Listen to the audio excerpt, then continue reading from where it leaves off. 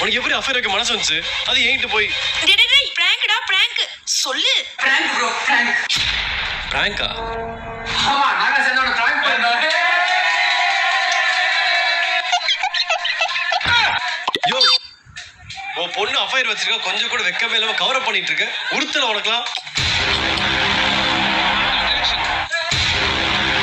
Uncle uncle சத்தியத்து போயிட்டீங்களா? Uncle மாமா மாமாவா?